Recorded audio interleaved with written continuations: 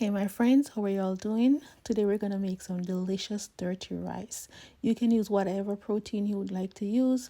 I am gonna be using some diced pork, adding some crushed garlic, and I'm also gonna add some ginger. You can add fresh ginger or minced ginger, whichever you have at the moment. Adding some ginger when cooking pork is a must for me. It adds a nice touch to the pork.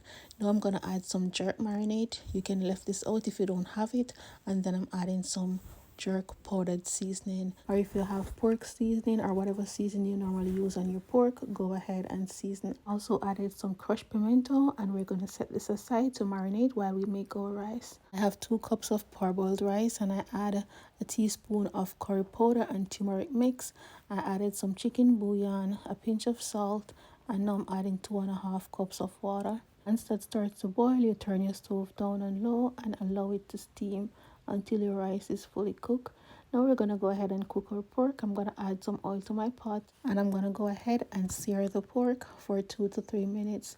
I did add some browning, just a little bit of caramel on the pork to give it an extra color. I'm also going to add some cayenne pepper. This will add a little spice to the pork.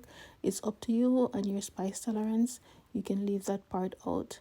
Now that my pork is seared, I'm going to go ahead and cover it so that it can produce its own liquid. Give it a few minutes to simmer in its own juices, and then we're going to add some hot water. I have some water in my kettle.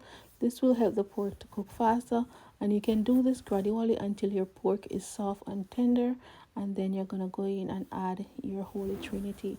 I have some chopped red and green bell peppers, celeries, and chopped onion. I am also going to add a little meat sauce, just about a tablespoon, which is quite optional, and I will let this simmer on low heat without the cover so that the liquid can get to reduce. After the liquid is reduced, we're going to go ahead and add our rice. Before adding the rice, I did remove some of the meat because I wasn't sure of the amount of rice to meat ratio that I had.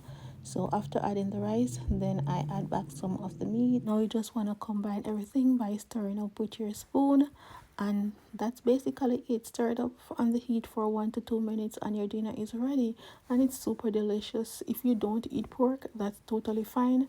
I make this all the time with ground beef or whatever protein you want to use, but this is a delicious dish. Thank you so much for watching, and enjoy the rest of your weekend.